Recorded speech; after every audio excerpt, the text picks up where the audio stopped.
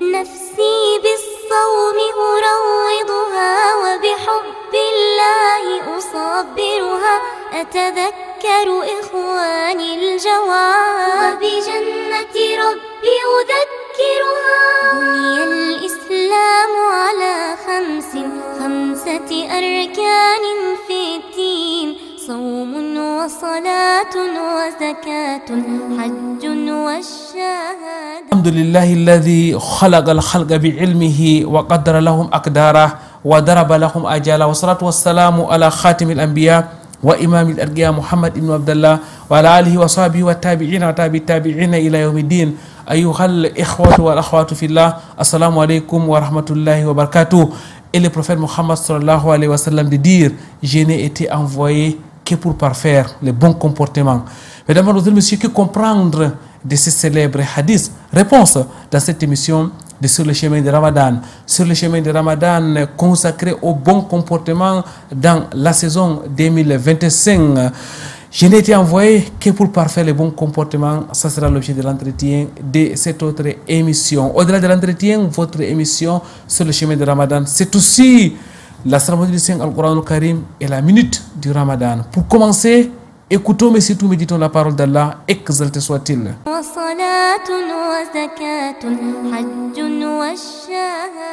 Bismillahirrahmanirrahim. Alhaakum takathur. Ici, c'est la lettre Ra de la fin qui nous intéresse. Cette lettre Ra, comme on marque la pause, sera Sakina. Et on voit donc qu'elle sera précédée de Ad-Damma. Elle sera donc lue avec At-Tafkhim. Alhaakum takathur. Et mutta, il faudra bien faire la liaison.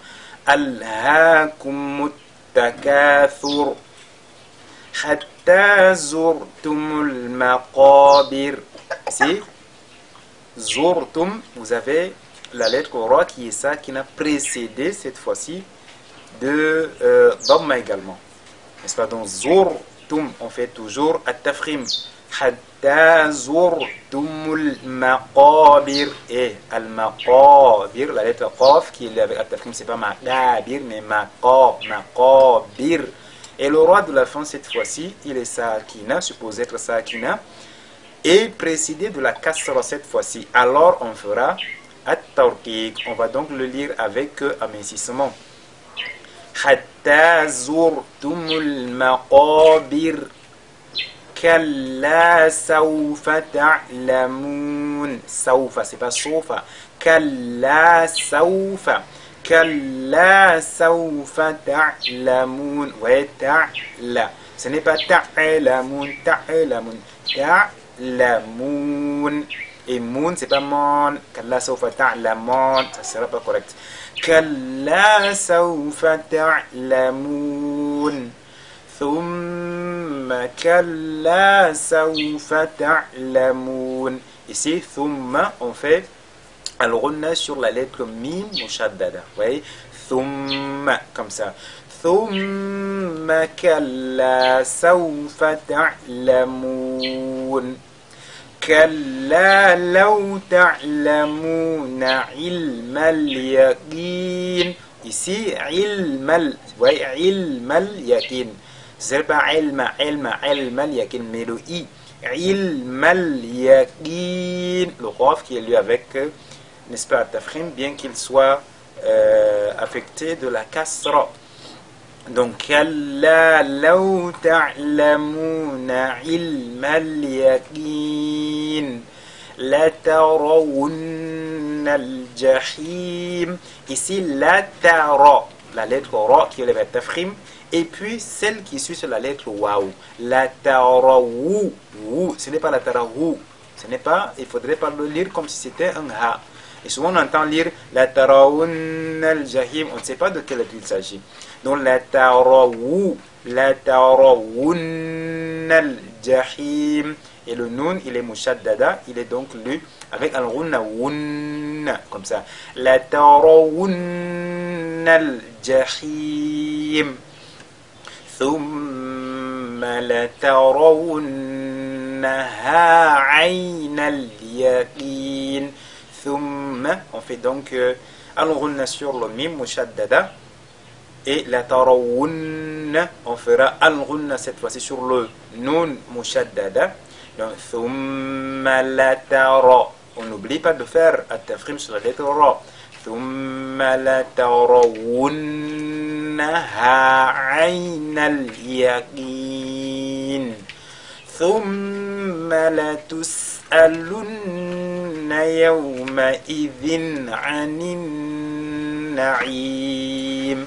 Ici, thumma, on fait la ghunna sur le mim mushaddada et la tous, vous voyez comment on lit le sin ici, la tous alunna, on fait al ghunna sur le nun mushaddada, thumma la tous alunna yawma idhin anin na'im, yawma idhin.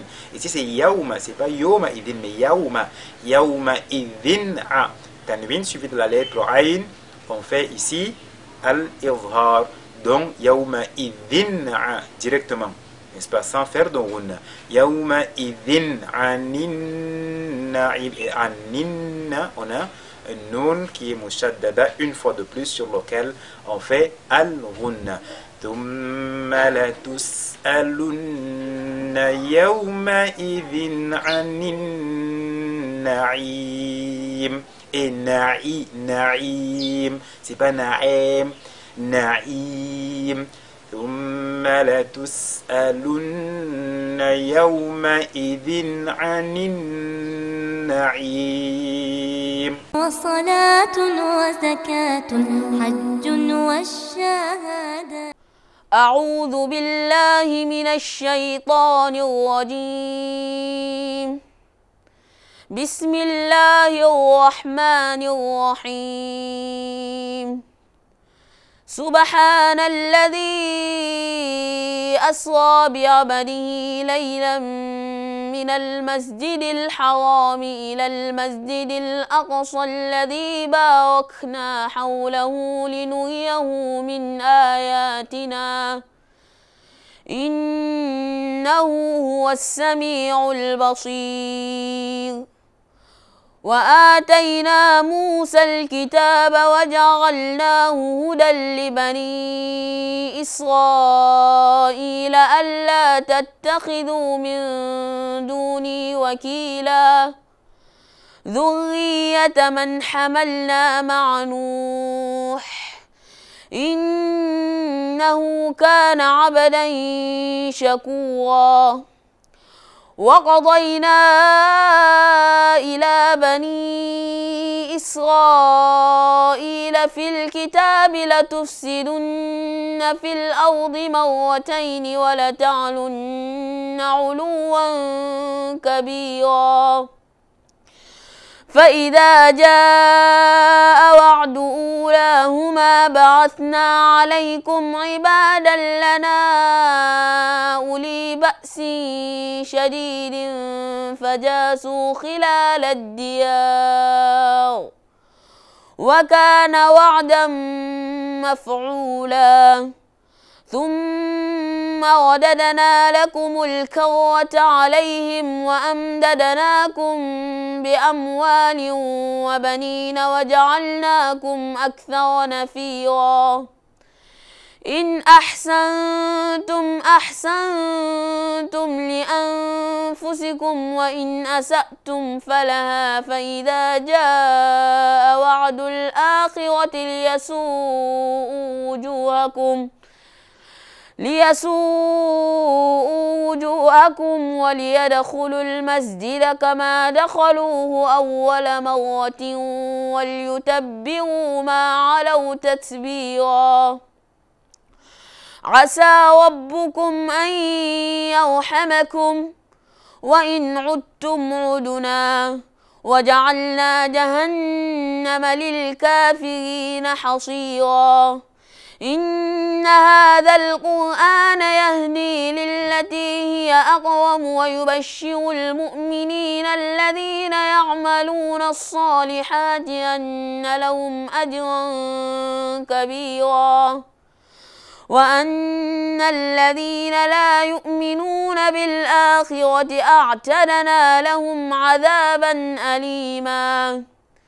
ويدعو الإنسان الإنسان بالشر دعاءه بالخير وكان الإنسان عجولا وجعلنا الليل والنهار آيتين فمحونا آية الليل وجعلنا آية النهار مبصرة لتبتغوا فضلا من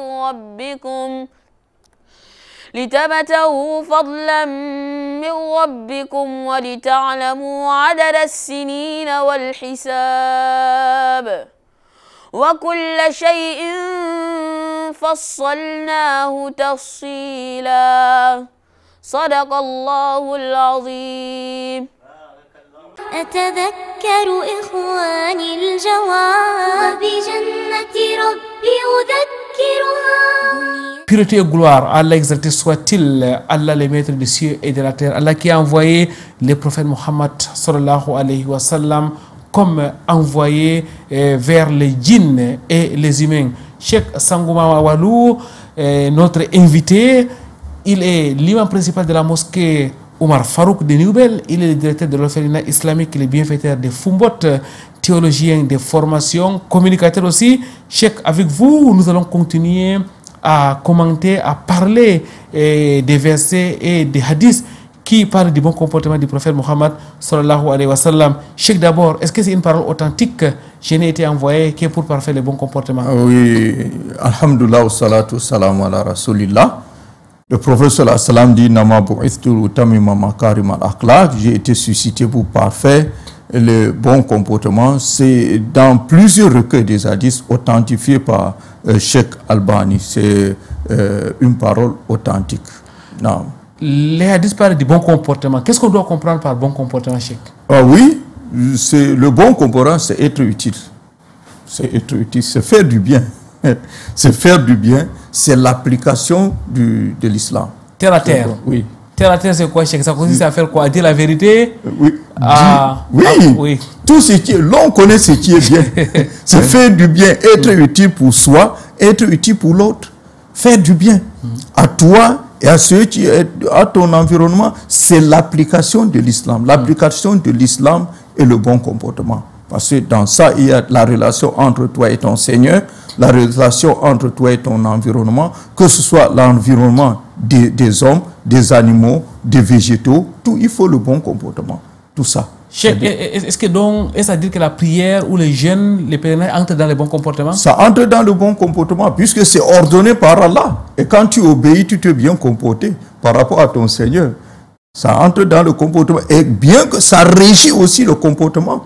La prière, le jeûne, la zakat, le hajj régissent le bon comportement. Ça moule quelqu'un à le réguler et faire de lui un homme exemplaire dans la société, pour lui et pour son environnement.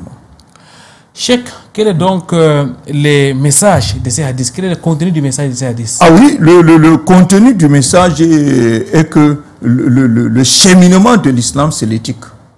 C'est l'éthique. Allah subhanahu wa ta'ala a envoyé le prophète Mohammed sallallahu alayhi wa sallam pour parfaire l'éthique, pour parfaire le bon comportement. Donc, le résumé de tout le message du prophète Mohammed sallallahu alayhi wa sallam et de tous les messagers même, d'ailleurs, c'est l'éthique, c'est le bon comportement. L'éthique entre toi et ton Seigneur, entre toi et ton environnement, entre toi et toi-même. Et l'environnement des animaux, les végétaux, les êtres humains, tout est inclus dans cela. Non. Cheikh, à vous écouter, à analyser ces hadiths, on a l'impression que le bon comportement a une place de choix dans la mission prophétique, car il dit il n'a été envoyé que pour parfaire le bon comportement. Mais c'est ça. C'est un peu le résumé. Hein? C'est le résumé de tout le message. C'est la boussole. C'est la boussole pour tout un croyant.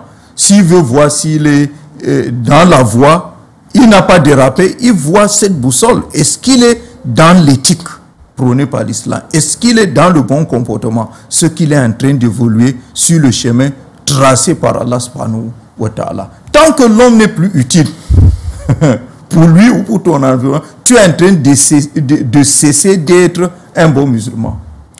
Cheikh Sangouma Walou, dans les fonds comme dans la parole, on comprend très vite l'éloquence du prophète Mohammed sallallahu alayhi wa sallam. Effectivement, puisque Allah subhanahu wa ta'ala a fait de lui un homme qui ne parle pas beaucoup. Il dit des choses qu'on peut développer en des encyclopédies en 2 mots. En 2 mots. Il a été suscité pour parfaire le bon comportement. Voilà. Ça dit tout. C'est dire que... Mais il y a un verset. Quand vous voyez le verset de Sourate Al-Baqarah, Abirru, Ablesa Bir, Antuwal, Oujou, comme Kibla Mashriq au Maghreb. Et le prophète, Allah définit le bir. Et définit le bien ici dans ces entités, les 3 entités. Relation avec le Seigneur, avec les piliers de la foi, de la croyance, croire en Allah, en ses anges, en ses livres, en ses messagers, en le jour dernier. Et il définit aussi le fait d'être utile à l'autre. C'est-à-dire la bienfaisance à l'autre, aux désœuvrés, aux démunis. Il dit, ils accomplissent la salat, les rites de la religion. Il dit, ceux qui respectent leurs engagements,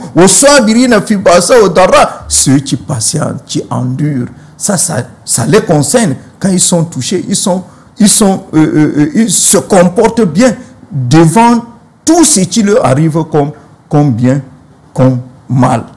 Vous voyez, c'est-à-dire, et il dit, lui le prophète dit, Abirru husnu khuluq, ce qu'on appelle le bien, c'est le bon comportement. Barakallahu fikoum ya Cheikh, merci pour ces explications. Mesdames, Mademoiselles, Messieurs, nous introduisons la minute du Ramadan avec notre frère Abdrahman Bouakari.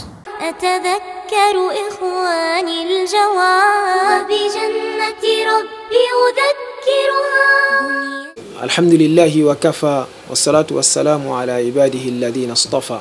Après quoi, chers frères, chers sœurs en islam, salamu alaikum wa rahmatullahi wa barakatuh. Dans le cadre de la minute du Ramadan, nous allons poursuivre aujourd'hui encore cette saison essentiellement sur la demande du pardon d'Allah subhanahu wa ta'ala et les actes expiatoires, notamment pendant le mois de Ramadan.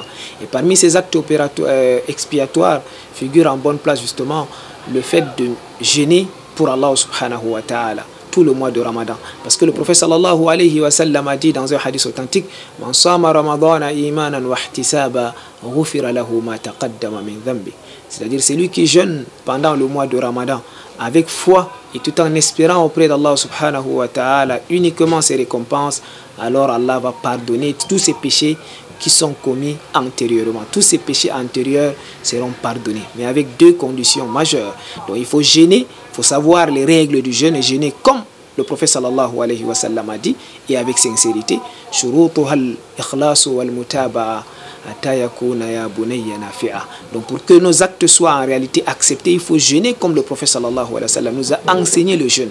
Et également jeûner avec sincérité et avec foi. La foi, nous savons qu'Allah subhanahu wa ta'ala dit Man amila salihan min dhakarin aw untha wa huwa mu'minun. C'est-à-dire celui qui fait un acte d'adoration, qu'il soit homme ou femme, mais pourvu qu'il soit d'abord croyant, qu'il ait la croyance en Allah, qu'il croit bifardiyati siyam, que c'est Allah qui a institué le jeûne. Il faut qu'il reconnaisse même que c'est Allah qui a institué le jeûne et puis qu'il le fasse avec sincérité, en recherchant uniquement ses récompenses auprès d'Allah. Donc il ne faut pas le faire avec ostentation, c'est-à-dire pour se faire voir ou bien parce qu'on a trouvé notre famille en train de jeûner, c'est pour cela qu'on jeûne. Non, on doit le faire uniquement pour Allah subhanahu wa ta'ala. Une fois que toutes ces conditions seront réunies, alors le prophète sallallahu alayhi wa sallam nous rassure, si on a jeûné le mois de Ramadan avec ces conditions, nos péchés antérieurs seront pardonnés bi'ithnillah. Qu'Allah subhanahu wa ta'ala nous facilite et nous aide à jeûner le mois de Ramadan comme l'a fait le prophète sallallahu alayhi wa sallam, avec foi et surtout en recherchant nos récompenses auprès d'Allah subhanahu wa ta'ala et en évitant toute forme d'ostentation. Sur ce don, assalamu alaikum wa rahmatullahi wa barakatuh. أتذكر إخواني الجواب بجنة ربي أذكرها.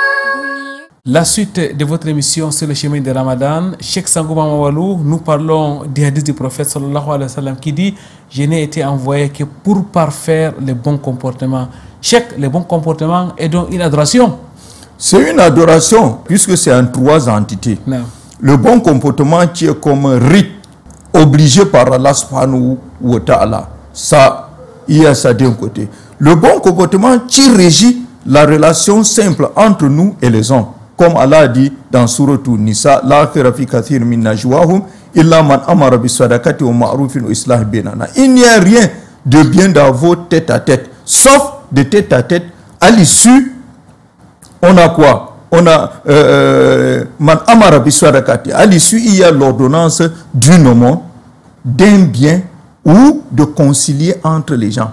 Et maintenant, à la fin, celui qui le fait pour chercher la face d'Allah, il sera énormément récompensé. Donc, pour être rétribué dans certains biens dans la communauté que nous faisons, donc il faut le faire pour Allah.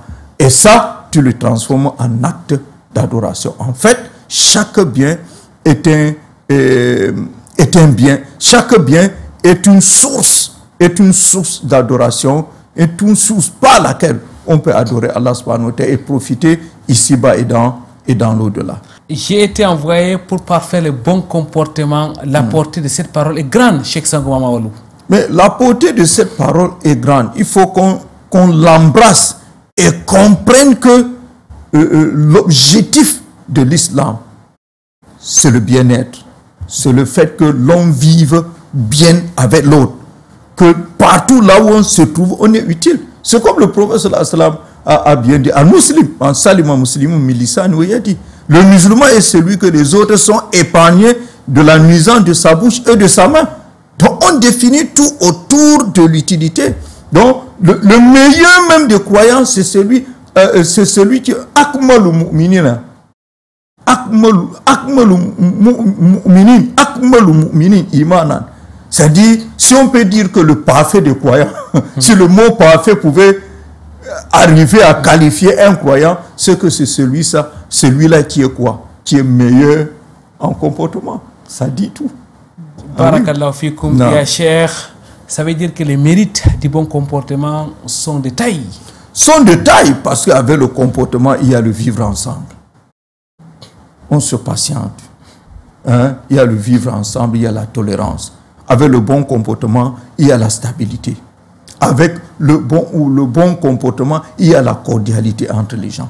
Avec le bon comportement, les rapports sociaux sont au bon fils. Avec le bon comportement, on vit bien dans la société. On ne craint rien, sauf de craindre peut-être un loup pour son troupeau. C'est-à-dire, tu peux quitter, tu laisses ta maison sans fermer. Le bon comportement, c'est la paix, c'est la sérénité, c'est la sécurité sociale et meilleur encore dans l'au-delà.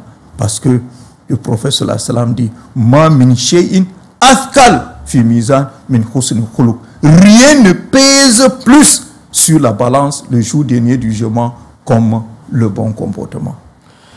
Barakallahu fik, Cheikh. On a envie d'arrêter cette émission après cette analyse, mais je voulais quand même remarquer qu'il y a une cohérence, une connexion entre toutes ces paroles-là. D'abord le verset wa innaka ala khuluqin azim, après Aïcha qui dit khuluqu al Coran, je n'ai été envoyé que pour parfaire le bon comportement et autres. On voit une certaine symbiose, Cheikh Sangouma Mawalou. Une symbiose, parce que tout ça, c'est l'islam. Yeah. Tout cela, c'est l'islam.